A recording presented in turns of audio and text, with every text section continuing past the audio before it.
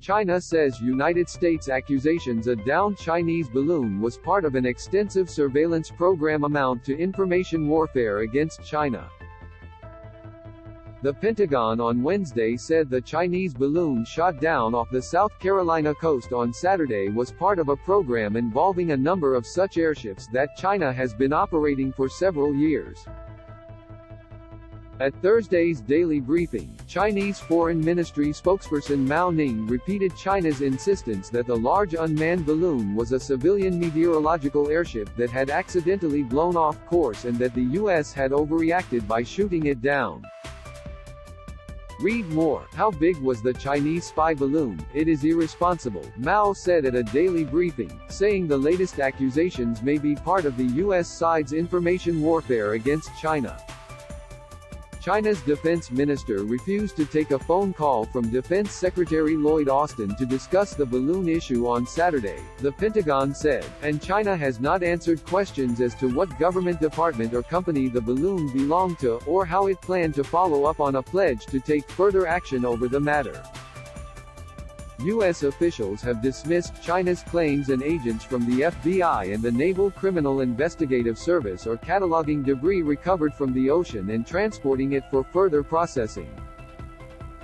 Read more. Social media fight club puts South Australian community on edge when similar balloons passed over U.S. territory on 4 occasions during the Trump and Biden administrations. The U.S. did not immediately identify them as Chinese surveillance balloons, said Brigadier General Pat Ryder, the Pentagon press secretary.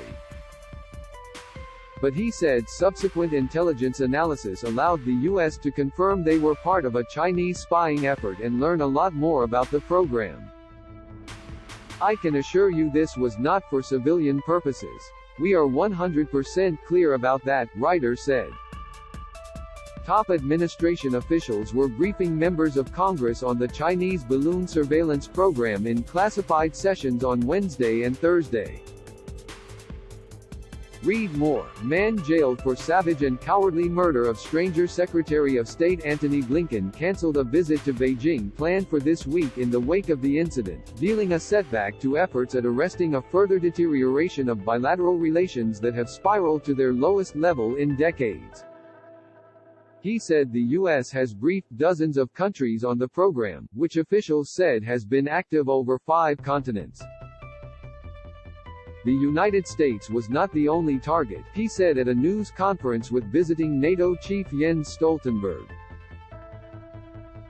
Blinken said he and Stoltenberg had spoken about the systemic and tactical challenges that China poses to the alliance and the importance of combating them. Read more. Severe thunderstorm barrels through NSW South Coast with China's tone sharpening over the balloon incident. It wasn't clear when Blinken's visit might be rescheduled. Despite that, China's Commerce Ministry said Thursday it welcomed a proposed visit by U.S. Treasury Secretary Janet Yellen, saying, "It's very important for both sides to maintain normal communication," the ministry said.